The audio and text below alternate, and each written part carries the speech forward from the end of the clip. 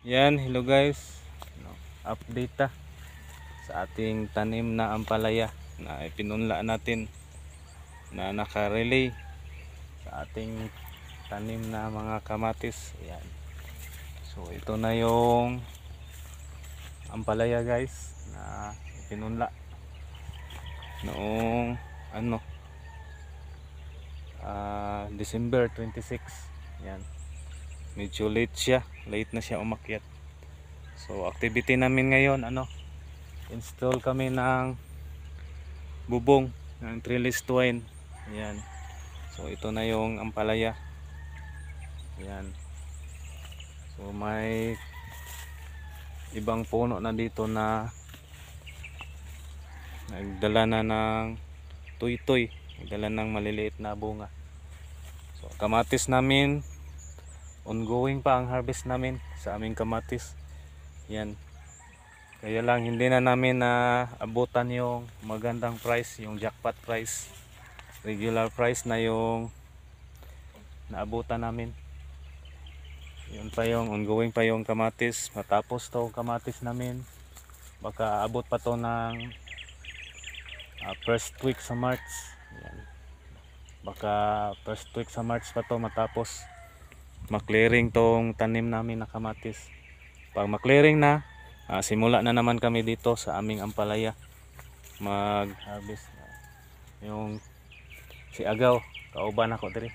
Partners in crime. Yan, tatlo kami ngayon dito. Install ng trellis twine, bubong dito sa taas. Yung isang kasamahan namin umuwi pa.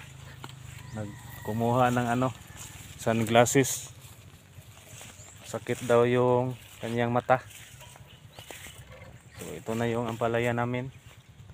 So management namin dito every weekend drench, lagay ng abono.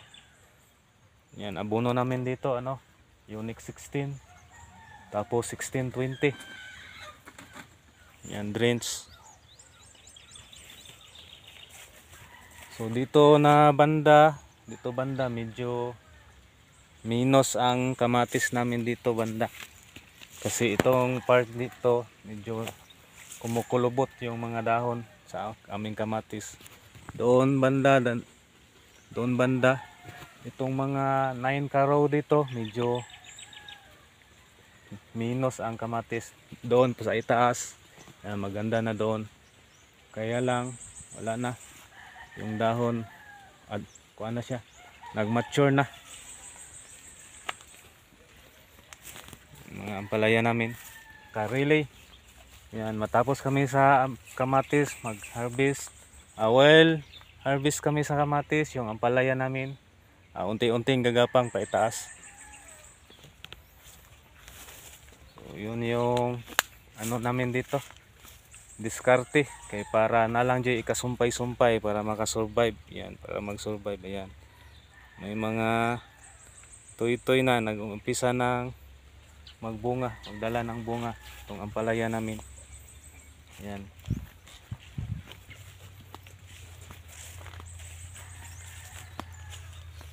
So itong lahat na tanim namin na ampalaya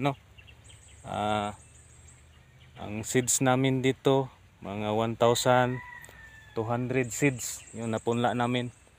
Palagay na lang natin yung 200 na hills, casualty na lang yon. So pagpalagay na lang natin na 1,000 hills to lahat yung tanim namin ang palaya. So yun lang yung activity namin sa ngayon.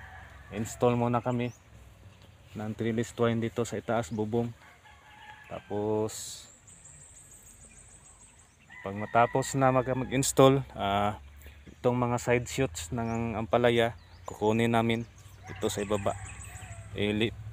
Mag pruning kami ng side shoots, pati yung mga dahon dito sa ibaba. So yan lang guys, yan lang yung update sa ating ampalaya.